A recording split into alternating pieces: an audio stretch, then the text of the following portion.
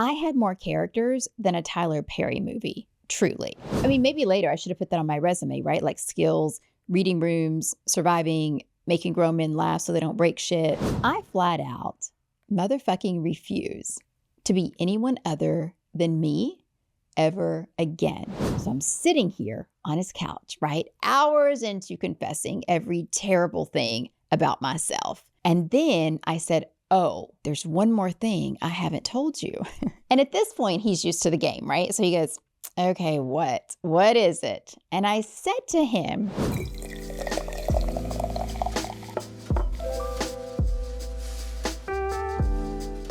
after starting out being so poor I had to bathe in a creek, I finally got everything I ever wanted. And all it cost me was me.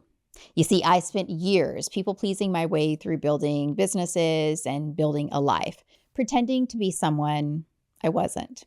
And the day I finally stopped was the day everything got easier, richer, and way more fun. Hi friend, I'm Cynthia Garcia, and this is I'd Like to Thank Myself. So today I want to talk about something that I've never really connected until just recently, like connected the dots. You see, when I first moved to LA, I was modeling. That's how I made a living. I told this story way back in episode 1. Now, I wasn't on a runway modeling because I wasn't 6'2".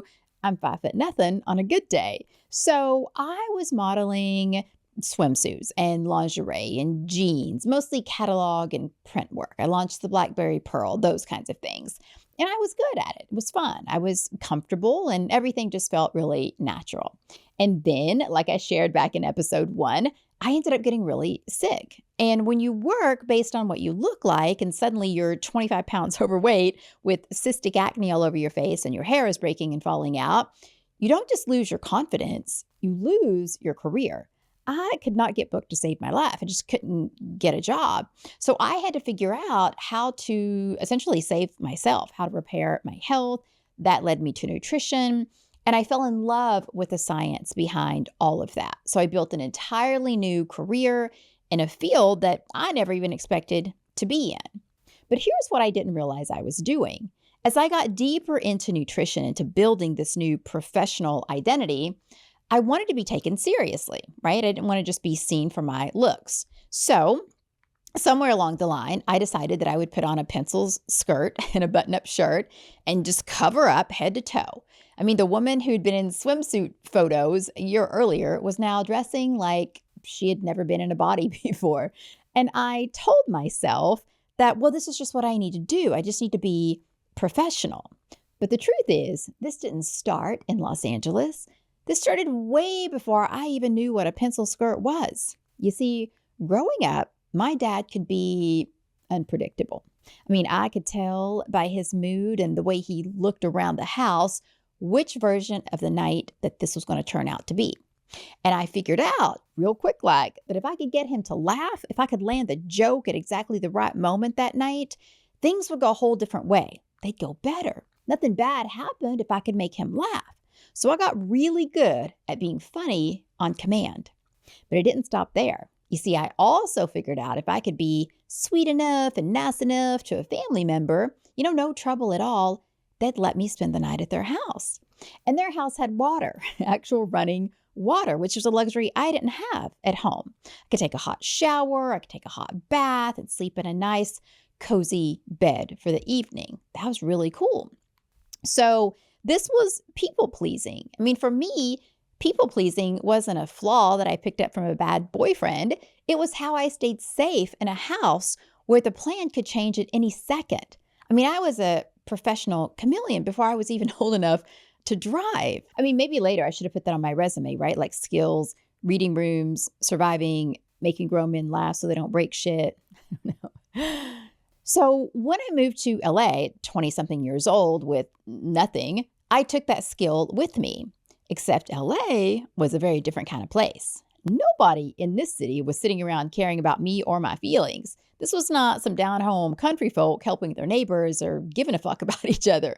People were just trying to make their own way. And that's cool. But old habits don't die just because you change zip codes. So I kept people-pleasing. I kept performing. And one day, I remember this, a woman in a bookstore said to me, "Oh my God, I love your accent. Where are you from?" ma'am, immediately I knew I had to change. I didn't want to be from anywhere else. I didn't know. I wanted to fit in. I wanted to be like everybody here. So I had this bright idea that I would, you guessed it, perform. I thought, I got to get rid of this country bumpkin accent. So I signed up for voice lessons that I could not afford from this voice coach who lived up in Laurel Canyon.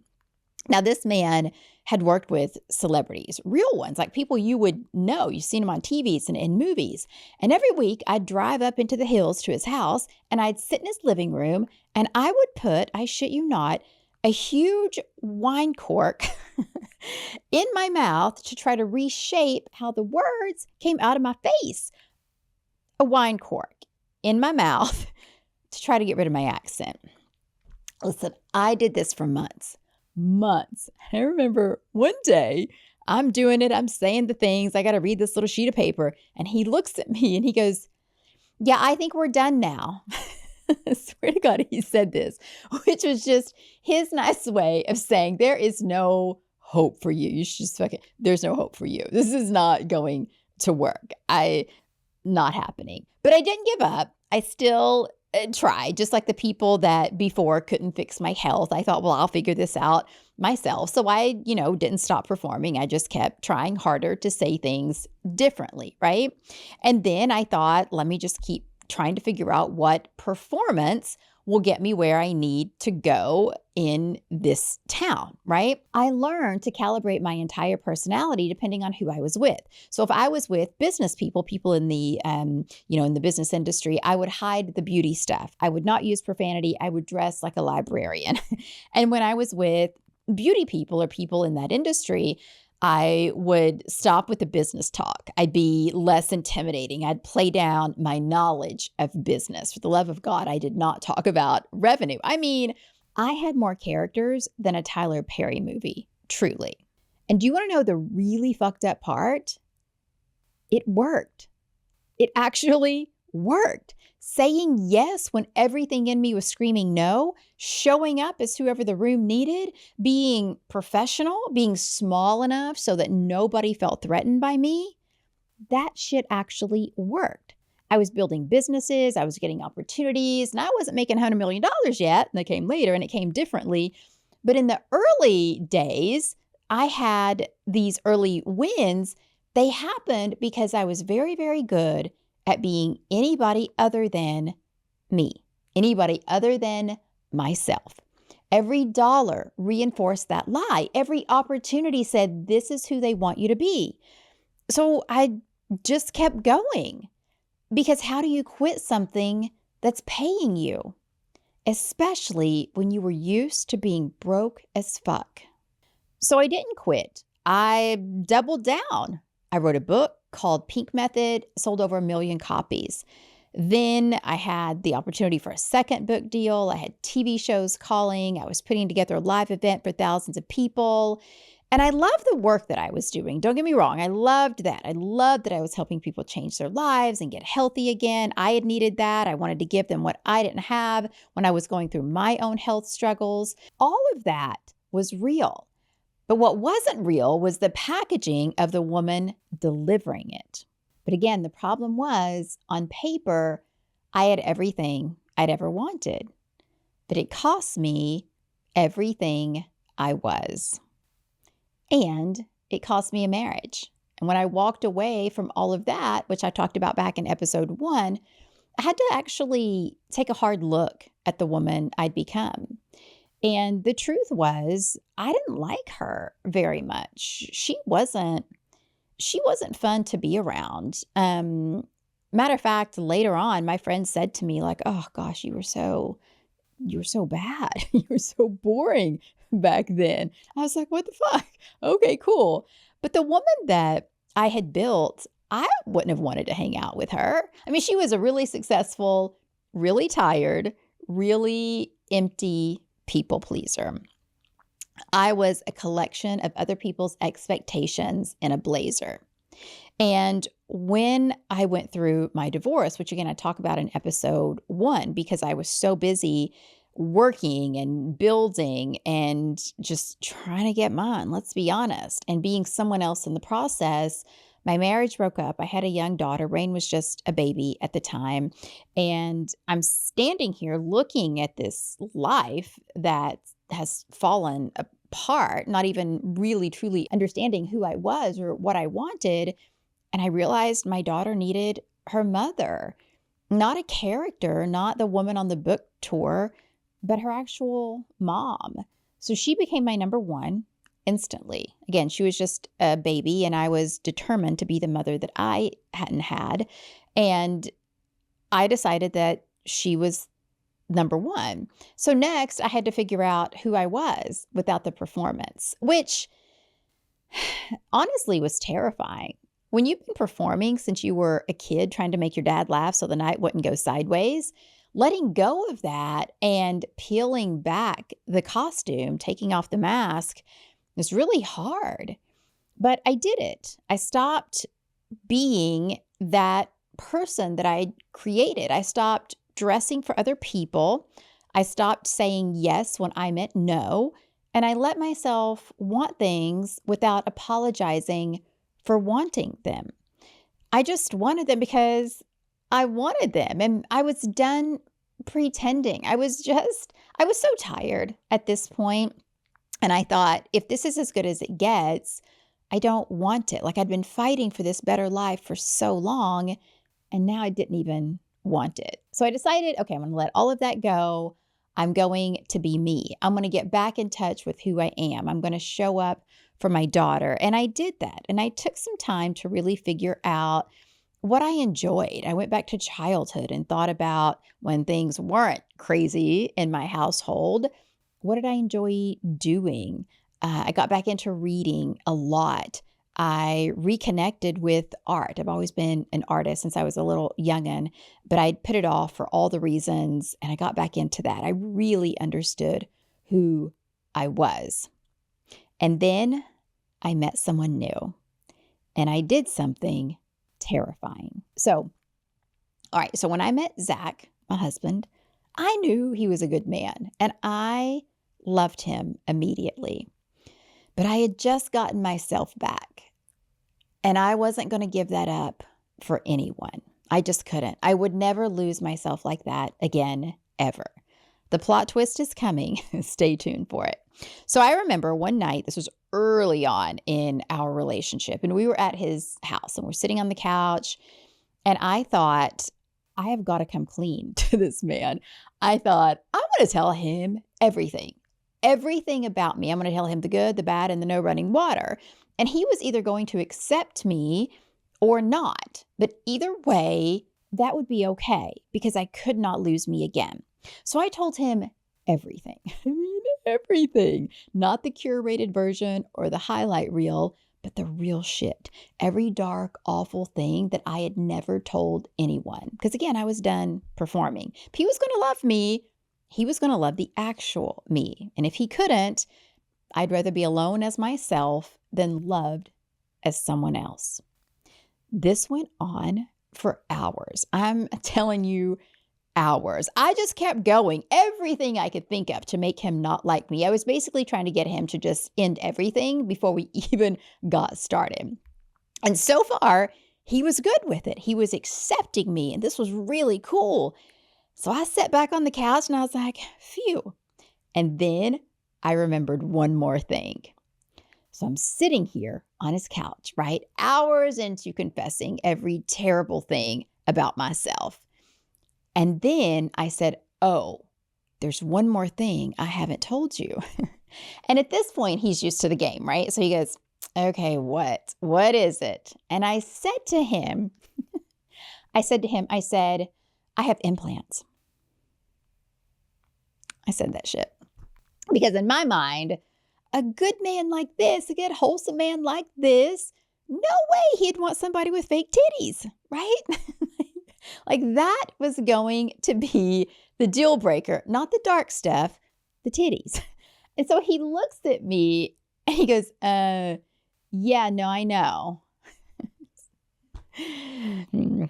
Stupid me. So the point is, I know. The point is, he didn't leave. Not after any of it. He just stayed. And the freedom that came with that felt so phenomenal. I mean, he didn't just tolerate me, he let me be more of who I was. And the more me I became, the more everything else worked, which honestly should have been a clue about what was coming next. Because here's a part that still makes me mad. I thought I had already beaten this. I had done the work. I found myself. I'd found Zach and he accepted me for me, fake titties and all.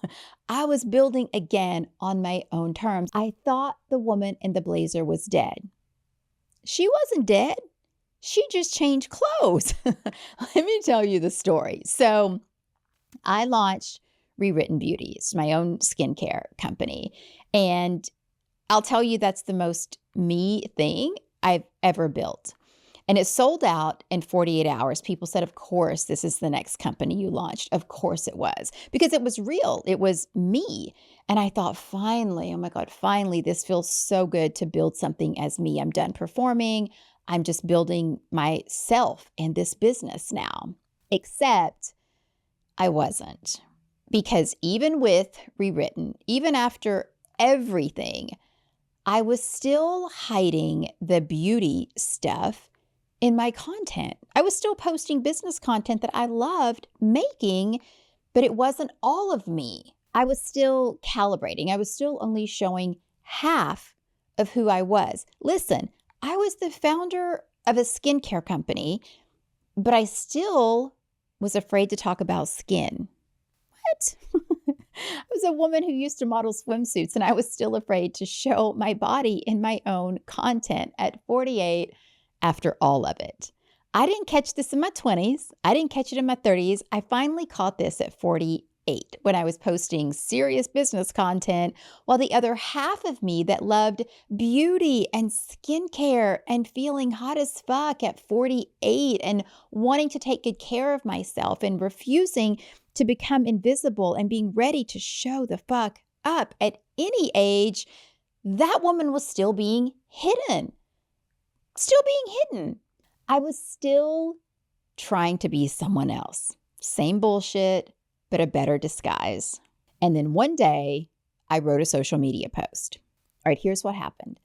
I had had a day. I mean, everything was going sideways. I was trying to get my hair and makeup done because I had a full day where I was teaching a live class. I was shooting video content. And then later that night, I was going to dinner. And listen, my hormones were being crazy. I had a hormonal migraine that day. I hadn't slept the night before because, 3 a.m. is the wake up time at my stage of life. And I was just done. I just felt like I was losing a battle and everything was going south. I was fighting this losing battle to try to show up and look good. So I created a carousel on Instagram, and the title of it was The Uncomfortable Truth About What It Takes to Look Hot as Fuck at 48. And I just typed out my truth. I just typed out everything I was feeling, the hormones, the aging skin, the not recognizing yourself in the mirror, the teenager, the aging parents, literally everything I was going through. And I almost didn't publish it. My finger was right on the button, my thumb rather. And every part of me that had spent, 20 years, 30 years performing said, don't. Just don't. Don't say hot as fuck. Don't talk about your body and what it means to try to stay looking good. Don't show them this part of you. The business people are not going to take you seriously. The people are going to think you've lost it. You're a CEO, not a beauty influencer. So I hit post anyway. Fuck it. And it went viral. Thousands of women engaging. Women in their 40s and 50s and 60s and beyond saying, I've never felt so seen. Women saying, I thought I was the only one who cared about this stuff, and I felt like I had to hide it. Women saying, yes, it's expensive and it's exhausting, but I'm not giving up. And this moved me. I felt seen and heard too. And I remember reading those messages and thinking, these are my people. This is what I was born to share. This was the missing piece, not just the business content, but this too, both. Me. I was meant to share me. So I sat down and I said, let me just share this in a bigger way. So I recorded a YouTube video right here on my channel. You can go back and watch it. It's called The Hidden Cost of Staying Hot Over 40. And that too exploded, right? Over 26,000 views on my little small channel. And you loved it. People loved it. I mean, 20 times the response to this video than I'd had before for the thing that I'd been hiding. It turns out I was just needing to show up and be all of me completely. And I almost missed that again at 48. 48 years old. I thought I was fully in my person, my body, myself, and I was still hiding.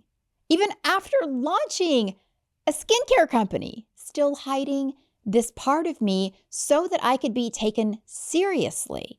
That's how deep the performing and the people-pleasing went. The first time I stopped performing, I was in my 30s, and I had to burn down my entire life just to do it. And this time, I just had to hit post. And it's funny because, people will comment and they'll watch my videos, they'll watch my content, and they'll say to me, well, you just cuss too much. And fuck, I don't know. Maybe I do. But here's the thing. I flat out motherfucking refuse to be anyone other than me ever again. And if fuck is the word that makes you uncomfortable, you should see what 20 years of yes did to me. So does any of this sound familiar to you? Are you sitting here like nodding along? Because maybe I'm not talking about the stuff you already know about. Like I'm talking about the version that you can't see yet of yourself even. Like I couldn't see the version of myself. I'd done all this work and still missed it.